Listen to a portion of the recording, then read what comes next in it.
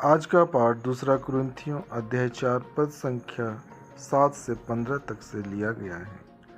आइए इसका अध्ययन कर इस पर विचार करें। यह अमूल्य निधि हम में मिट्टी के पात्रों में रखी रहती है, जिससे यह स्पष्ट हो जाए कि यह अलौकिक सामर्थ्य हमारा अपना नहीं बल्कि ईश्वर का है। हम कष्टों से घिरे रहते हैं परंतु कभी हार नहीं मानते। हम परेशान होते हैं परंतु कभी निराश नहीं होते। हम पर अत्याचार किया जाता है परंतु हम अपने को परित्यक्त नहीं पाते। हमको पछाड़ दिया जाता है परंतु हम नष्ट नहीं होते। हम हर समय अपने शरीर में ईसा के दुर्भोग तथा मृत्यु का अनुभव करते हैं, जिससे ईसा का जीवन भी हमारे शरीर में प्रत्यक्ष हो जाए। हमें जीवित रहते हुए ईसा के कारण निरंतर मृत्यु का सामना करना पड़ता है, जिससे ईसा का जीवन भी हमारे नश्वर शरीर में प्रत्यक्ष हो जाए। इस प्रकार हम में मृत्यु क्रियाशील है और आप लोगों में जीवन।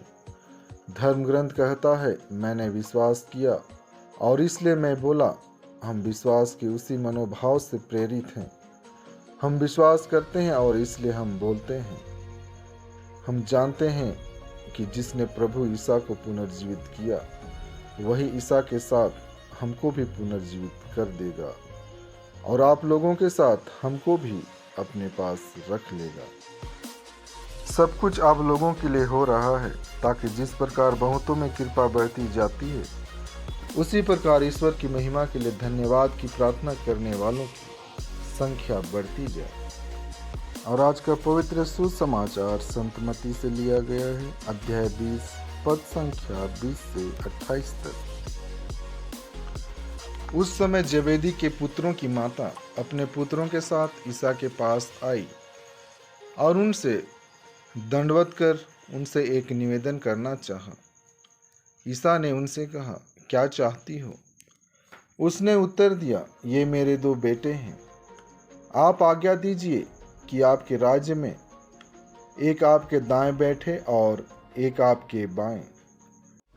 ईसा ने उनसे कहा, तुम नहीं जानते कि क्या मांग रहे हो?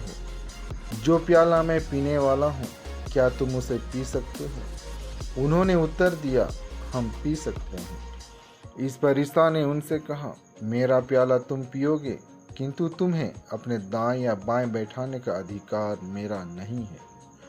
वे स्थान उन लोगों के लिए है जिनके लिए मेरे पिता ने उन्हें तैयार किया है। जब 10 प्रेरितों को यह मालूम हुआ तो वे दोनों भाइयों पर क्रुद्ध हो गए। ईसा ने अपने शिष्यों को अपने पास बुलाकर कहा, तुम जानते हो कि संसार के अधिपति अपनी प्रजा पर निरंकुश शासन करते हैं और सत्ताधारी लोगों पर अधिकार जताते हैं। तुम में ऐसी बात नहीं होगी। जो तुम लोगों में बड़ा होना चाहता है वह तुम्हारा सेवक बने, और जो तुम में प्रधान होना चाहता है वह तुम्हारा दास बने। क्योंकि मानव पुत्र भी अपनी सेवा कराने नहीं बल्कि सेवा करने तथा बहुतों के उद्धार के लिए अपना प्राण देने आया है। आइए हम आज थोड़ा सा इस सुसमाचार के बारे में मनन चिंतन करेंगे। जैसे कि हम एक ऐसी दुनिया में रहते हैं जहां ज़्यादातर लोग दूसरों के साथ व्यापार करते हैं, दूसरों के साथ व्यवहार करते, और हम अनजाने में ही अपने से पूछते हैं कि मुझे क्या मिलेगा, मतलब बदले में मुझे क्या मिलेगा। और जब हम यह सुनिश्चित करते हैं कि हम खोने से ज़्यादा हासिल कर रहे हैं, तब हम लेन देन करते हैं, नहीं तो हम पीछे हट जाते हैं। वास्तव में जब भी हम लोगों के सामने आते हैं, हम अपने अंदर ही पूछते रहते हैं, मुझे क्या मिल सकता है। इससे पता चलता है कि हमारे अंदर स्वार्थ भरा हुआ है।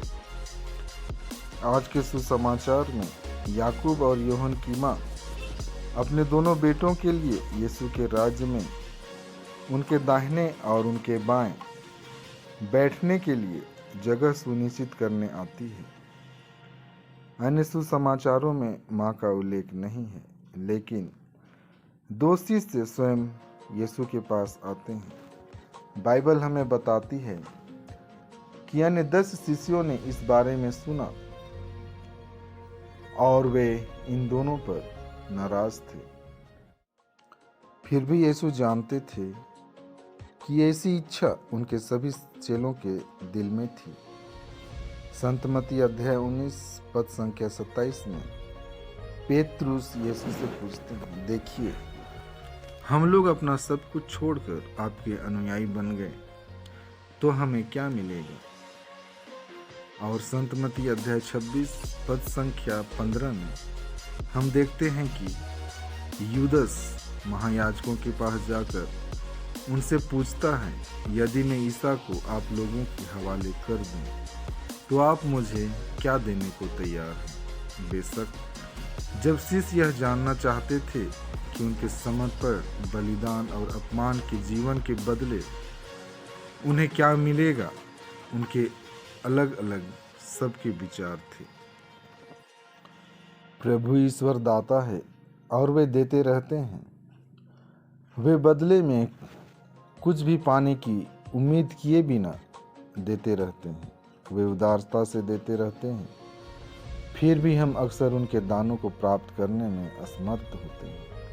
संत मत्ती अध्याय 5 पद संख्या 43 से 48 में यीशु कहते हैं, तुम लोगों ने सुना है कि कहा गया है, अपने पड़ोसी से प्रेम करो और अपने बैरी से बैर। परंतु मैं तुमसे कहता हूँ, अपने शत्रुओं से प्रेम करो और जो तुम पर अत्याचार करते हैं उनके लिए प्रार्थना करो।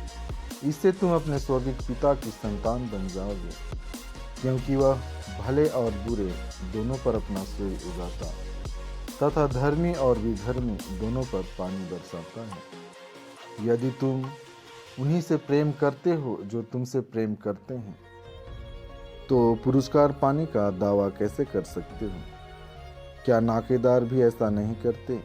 और यदि तुम अपने भाइयों को ही नमस्कार करते हो, तो क्या बड़ा काम करते हो? क्या गैर यहूदी भी ऐसा नहीं करते? इसलिए तुम पूर्ण बनो, जैसा तुम्हारा स्वर्गीय पिता पूर्ण है। मेरे भाइयों बहनों और मेरे माताओं पिताओं, इन वचनों के द्वारा आप लोगों को भरपूर आशीष मिले। ईश्वर का प्रेम और उसका अनुग्रह आप लोगों के साथ हमेशा हमेशा के लिए बना रहे। आमीन।